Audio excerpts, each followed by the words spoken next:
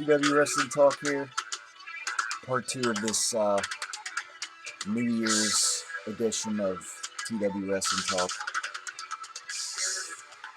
Great song there by none other than Rush. Having one heck of a 2012, their new album. Earlier this year, great album. And a tour. Saw a great show in Philadelphia with, seeing Rush. Anyways, going back to the some resolutions for WWE for 2013. Just kind of continue right off. From part 1. If you haven't seen it, if somehow you got to this one, I would go back to part 1 now and then come back to this one. Anyways, we're moving along. Push mid-card stars who have shown their mettle.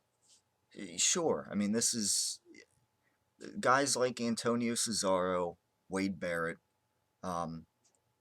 It says they need to be removed from the mid-card ranks and elevated to main event status. And I couldn't agree more.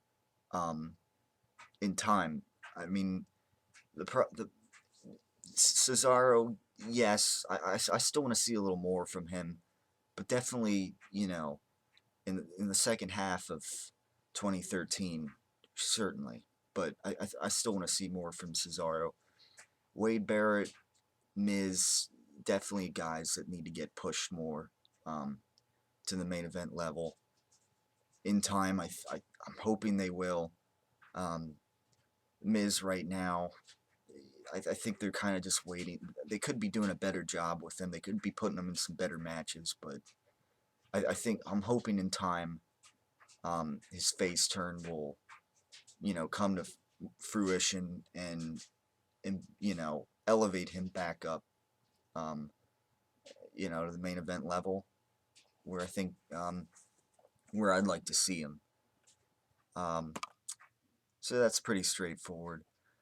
Build the Divas division back up. This goes back to, the Divas division has not had much of a point this year. And yeah, I agree. Either build it up or I don't care to see it. And, for a while now, I haven't cared to see it. Simply because there's not much of a purpose. And, I keep saying if there's not a point, if there's not much of a purpose, there's no need to have it, really. So that's been the story of the Divas division lately. So I say don't have it unless, if they're going to build it back up, then great. But at the moment, they just don't, they don't use Divas very well. They have the Divas champion, and then they focus on her for a while, and then you may not see them on TV for, barely. You may barely see them on TV, from then, unless they become Divas champion again. So that's kind of the state of the Divas division, and I agree. They should fix that, or they shouldn't really have anything with the Divas on the show to begin with. So moving along, go ahead and turn Randy Orton heel. I like how that one's worded. Sure, I'm pretty sure that it's inevitable that he will turn heel soon. It's there's been teases of it in the past year, and moments where you think, oh, they might be turning him here, but then they don't fully go ahead with it. But I think it's inevitable that he will turn heel in 2013, perhaps earlier 2013, as they have new people moving up the card who can, fill that face spot. And, certainly Orton is better as the heel he was. In the beginning, his face run was a good experiment. It was a good thing to do. But now it's kind of been treading water for a while now, and I think it's time to turn him back heel. So, and I'm sure he will bring the punt back. Um, I, I think that would make things better. Um, from what so, and I think it would make Orton a little more relevant again. So yeah, I don't see how you could disagree with that one. Expand John Cena's repertoire, and I don't see how you can disagree with this one either. Um, I mean, look, the guy. It's a problem when you can when he goes ahead, he does one shoulder block, and then you can kind of call out the next four moves that he's going to perform. Um, that's a problem to me. And not just his wrestling repertoire, but you know, change the stale character. I don't know how soon that is going to occur. Um, I don't think that's going to really occur until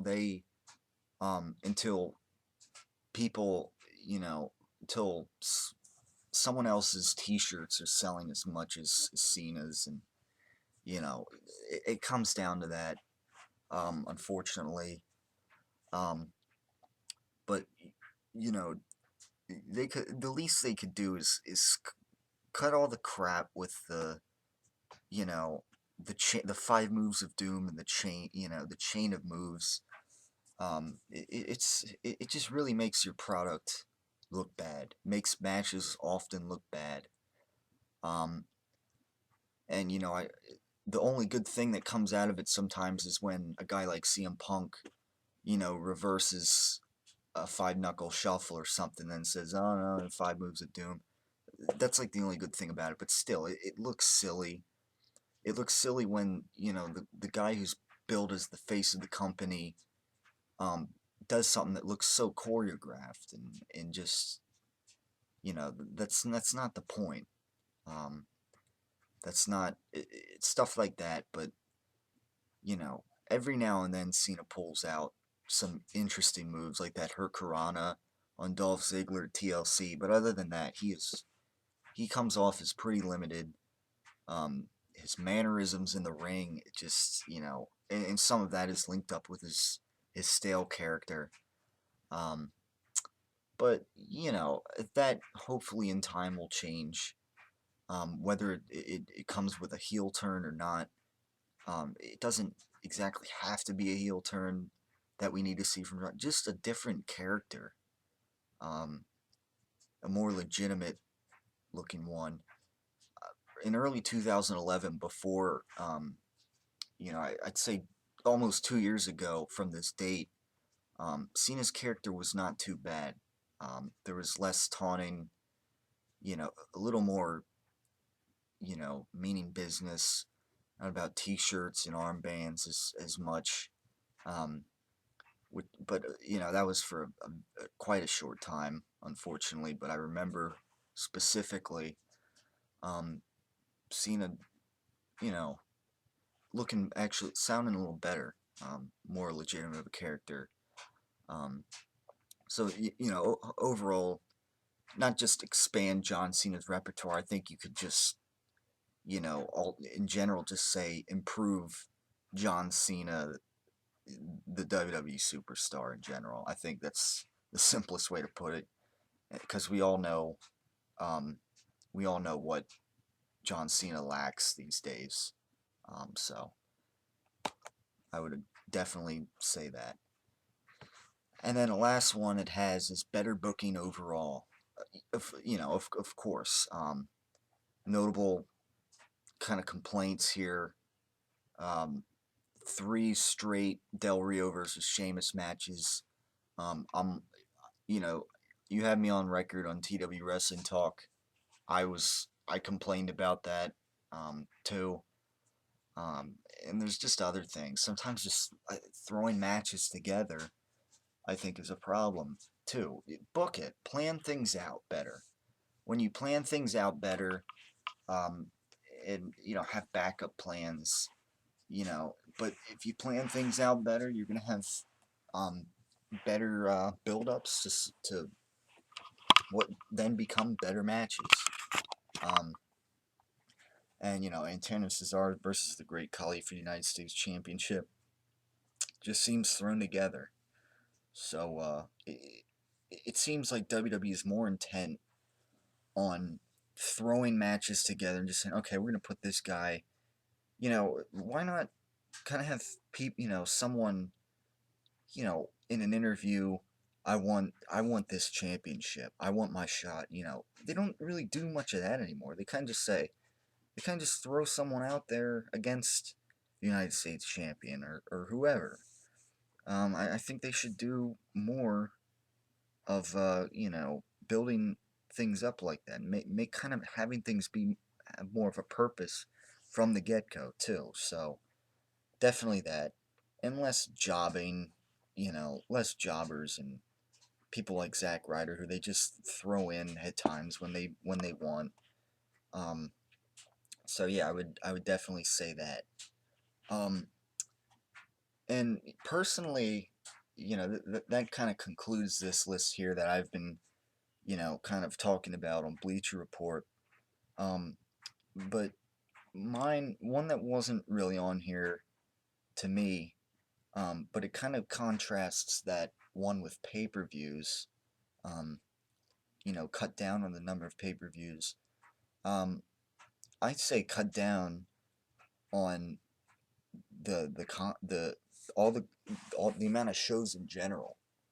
Um, and I say that because look, the way I look at it, at times less is more, and especially lately, the past couple weeks.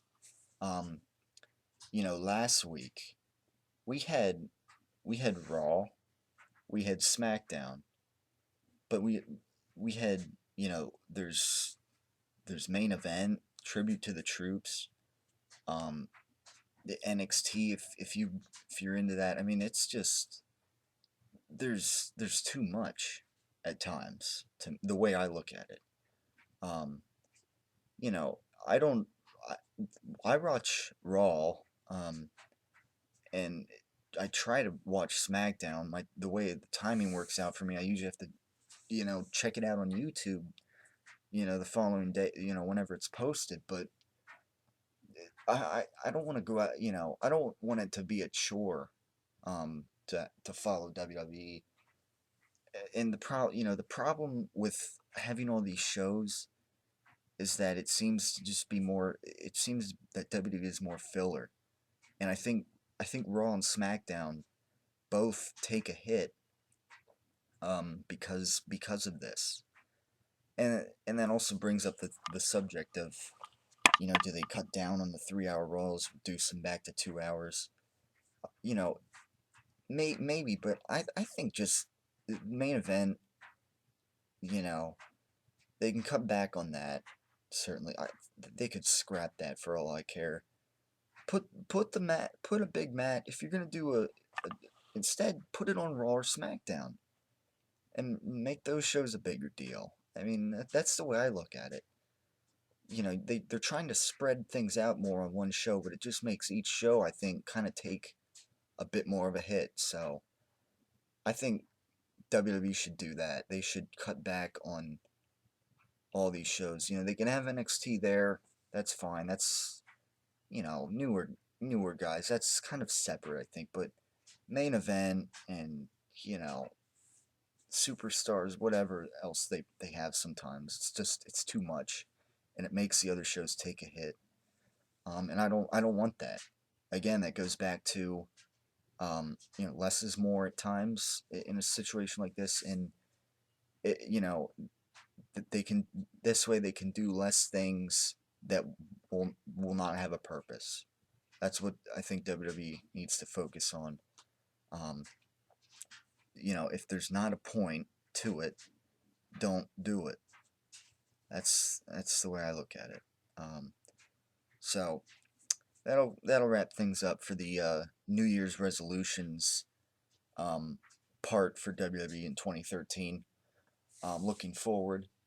But in part three of this edition of TW Wrestling Talk, we're going to take a look back on the year of 2012, and do the TW Wrestling Talk awards of 2012.